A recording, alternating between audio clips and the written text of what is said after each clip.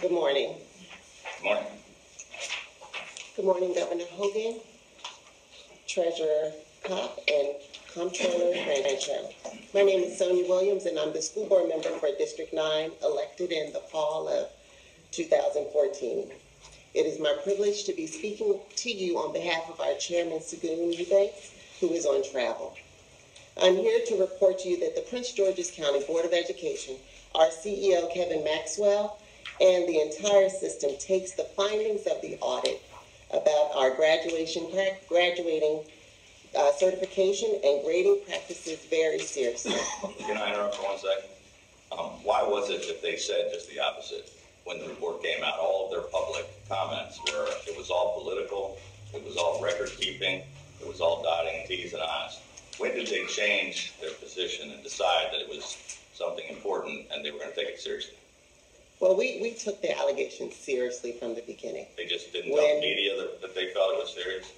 No. What the allegation, the initial allegation was about was systemic corruption throughout the county, where our CEO or our headquarters were giving a direction to our staff to change records to support graduation rates, and that was not the case. That was not the main purpose of the investigation. It was to find out if there was widespread wrongdoing in the system, and they found that there was. It was not about trying to find out if it was ordered by Dr. So what I think the systemic issue in Prince George's County is that in the past decade, we have had no superintendent last more than 2 years.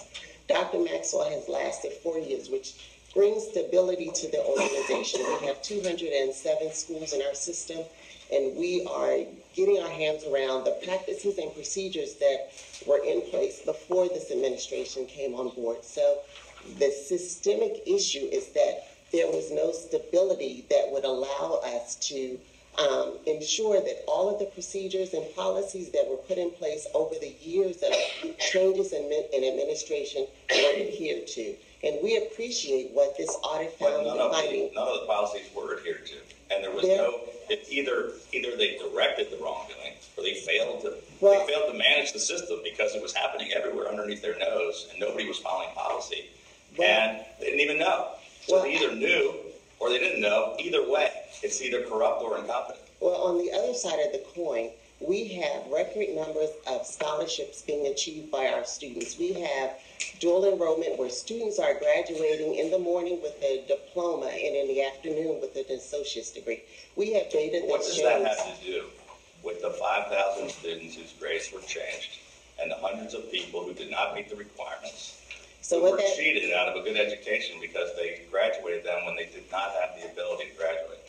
And I just have to disagree with that opinion because it's not an opinion. These are a finding of facts. It's by investigation by the State Board of Ed. There are several reasons why a grade would be changed in Prince George's County beyond the deadline. One of them is because we have a dual enrollment process, which the grades for the college courses are not on the same timeline as the grades for our graduates. So there are legitimate reasons for changing grades after the deadline, and that is what we... Well, then you need to change the policy. And that is exactly what we're going to do. But again, as I said previously, with instability in leadership and with policies in place that were before the leadership, the current leadership, we're now looking at those. And because of the results of the audit, we are able to now dive quicker into the issues regarding our graduation so that we can look into policies to change. So this isn't about SASR going and instructing teachers to change grades. That's what the audit found. There was no direction from the headquarters. What it did find... Well, the audit didn't find that there was none.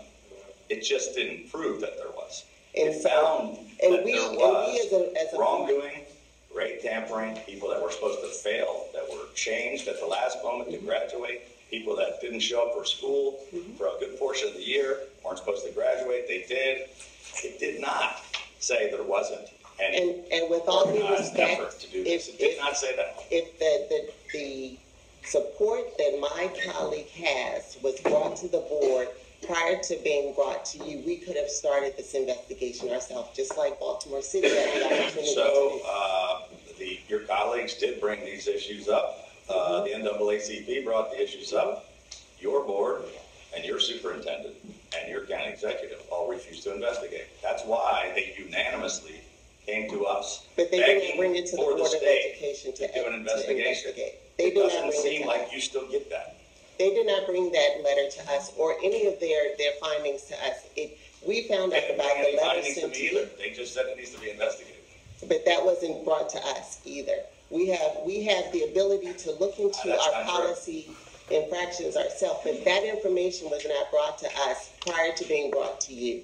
There is a policy, a process, and procedure for putting issues on the table for the board to review internally, and that was not done. Okay. Anything else? So I just wanted you to know that we take this very seriously, and we will be reporting to you all at the end of the month. We're working diligently on that report. We continue to communicate with our community, not only our teachers and our staff, but also the parents that are in our system. You know that the NAACP and parents, teachers, and students are coming here next week, saying that they're not happy with where you are. And I would like if you would allow us to bring in some of the parents of students that have successfully graduated Prince George's County Public Schools. We'd love to do that, but these folks requested a meeting to talk about the wrongdoing, and we'll have a separate meeting with the people you want to bring in. So I take this allegation personal because my son graduated in that class of 2016. He graduated with 3 certifications in automotive, and now he's studying engineering at the University of Maryland. So I think that there are a number of students that have been educated and have the ability to go on to higher education. No question about that. There's no argument. It's a great school system. We have very smart kids. We have the most highly educated African American population in the nation. However, it looks as if we also are cheating some kids and passing them when they shouldn't be. And we're correcting our policies and procedures, our implementation of those policies and procedures to ensure you investigating the potential wrongdoing? We are. We absolutely are. Great. I want to thank you for coming here. It's not difficult. I mean, it's not easy. It is very difficult. And you've undertaken a difficult task. But I think, first of all, the progress that has been made under Dr. Maxwell and the county executive and his board has been terrific. Although the progress on the graduation rates was all fake. It was not all procedures at all. But there are problems, and I appreciate the appropriate body, which is the Board of Education, is looking into them. The State Board of Education did look into it. We stayed at the request of the delegation. We don't deny that we really need to improve our system. We don't deny that whatsoever.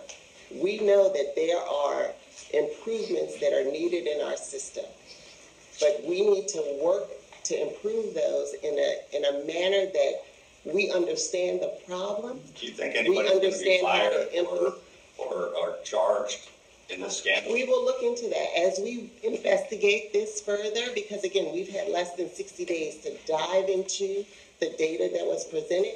We have had less than 60 days to go into the individuals that were. The State Board took less than 60 days. It did, but it was a big undertaking. And so we want to be able to have the opportunity to understand the problem, to understand what is known and unknown, to come to a solution that will get us to improving how we do our record keeping, how our staff understands the policy of changing grades. We have already implemented some changes that include reducing the number of personnel who have the ability to access and change grades. Before, policy allowed number of people to go in and change grades. And so we are now diving directly into that policy and making changes so that no one other than 2 people in every high school will have the ability to change grades. Before, there were a number of people that were allowed to do that. So we understand that there is room for improvement, and we are working to improve where we have issues. And so we are diligently working to come to you to present the report to you at the end of the month and do a formal presentation in January. Thank you. Congratulations on your son. Thank you. Thank you. Any other questions on the Secretary's agenda? Is there a motion? Second? 3-0. Move on to DNR real property.